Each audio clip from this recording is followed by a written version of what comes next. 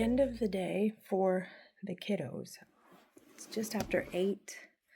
Had to go up there a couple of times to tell them to settle in. Usually I don't need to do it more than that, but we'll see. I was doing some math around how much longer it will take me to get this one done. You can see I got a little bit more done on it since last time I showed it to you. This is my progress from today, actually from that one below the marker. So probably 8 to 10 rows, which isn't awesome, but it's something. And this does get, wider as I go, which of course means that it takes longer to do each row. I realized that to make this as big as the one that I have, which isn't necessary, mine is pretty oversized, but to make it as big as mine, I would need to do 40 more repeats of, this pattern. And of course it does get wider each time. So I'm going to see how much I can get done in the next couple of hours. My husband is out this evening, which is always fun when you get a surprise night by yourself, It's nice. I do love him. He is like my dearest friend, and it is really nice to spend evenings together. And it's also just like a different vibe when you're by yourself. It's nice, right? To have alone time. So, I'm going to see what I can get done on this. Hopefully I can just chill with some snacks, some secret snacks, secret toast. What's that from? Nanny McPhee. With some secret toast and, see what I get done tonight, because I'm kind of going to use that as my metric for what I can get done this weekend and how big I actually want to make it. Because obviously it would need to be bigger than this to be a true shawl. I think we're almost in shawlette territory. But I'd like it to be a good size, not necessarily a schlanket, but something maybe right before that. A regular shawl, I guess is the term. And with these triangle ones, you do have to get it kind of far for the width to, be able to wrap around. So at this point we are to the, kind of like shoulders, right? So if I double the width, I think that would be like the smallest I would want it to be. I would want, I think ideally some overlap when it goes around her shoulders, because probably what'll happen is she'll wrap it around like a scarf and stuff, like how we do. But if she does want to use it as like a true shawl use where like it goes around her shoulders and everything, I want that to be possible. Anyway, I did finish one of my Advent socks today. I absolutely love it. It's so cute. And then I started the next one. I just put like a little bit on here, just the first stripe on there so that it would be started, because if I actually start it on the needle, 90% of the time it's going to get done. And this one definitely will get done. I was thinking today, how cute would it be to like duplicate stitch the year somewhere on my Advent socks? Because this is the first year I've actually achieved an Advent sock. Last year I did Advent socks for myself, but they ended up fitting my daughter because they were too small for me. So those don't really count. I did do an Advent pattern, like in the summer at one point, and I wore them around Christmas, but then I ended up giving those socks away because I'd only worn them once, and washed them and gave them to a friend actually. And then so this is like the first true Advent sock thing I've actually done. So I thought it would be cute to put it like on the toe somewhere.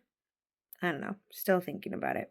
It would have to be a place that wouldn't get very much wear, so like the top of the toe, or even the the cuff or something. Still deciding if that's a thing I want to do. I don't know. All right, I just started the 7th repeat here. My goal was 10, but it has been over 4 hours. And, whatever. That's how fast or slow I knit, and that's just going to be how it is. But also that means I added a new ball of yarn, which is good. That's awesome. However, I'm trying to figure out if finishing this is possible before I need to have it done. Probably not. But if I give it my all, which, is a funny phrase, if I do that, will it be a good idea? It's basically what I'm trying to figure out. I did finish this sock this morning, which is fantastic. I really like it. Ugh, I really like it.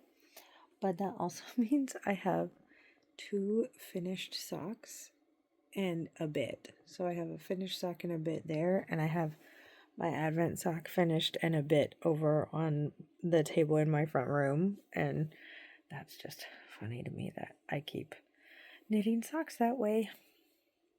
It just keeps happening. I think I will do the return row here just to start on a knit row tomorrow and go to sleep. It is way, way too late. My husband got home and we have been conversing for much too long. I was talking about how much I love having a surprise evening at home, and then when he gets home, I'm just like, oh, good, you're here. Let's talk.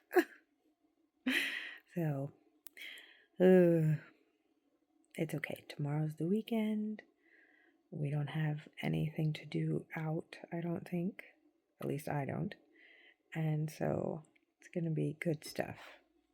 I'm going to be able to do some at-home things. I got some supplies delivered for like this Christmas punch that I like to make, and I'm gonna see if I can just do the things that I feel like I need to do for Christmas prep in the morning, and then maybe by like noon shift into knitting hours.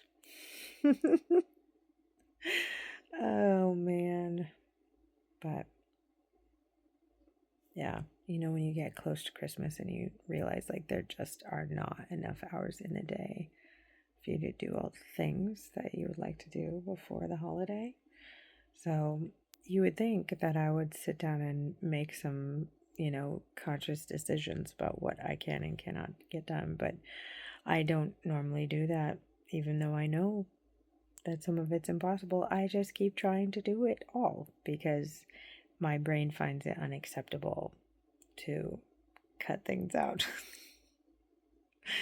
So if you are also like that, maybe we could both try, to be realistic with ourselves, loving and realistic with ourselves. If you are like that and you found some type of system that works for you, please share, because heavens to Betsy, I would love that. So no Vlogmases tonight. I actually ended up watching the British Bake Off because I haven't caught up on that. I actually just watch the reruns a lot most of the time. But since there's a new season out, I think I'm on episode, I don't know. I just finished dessert week.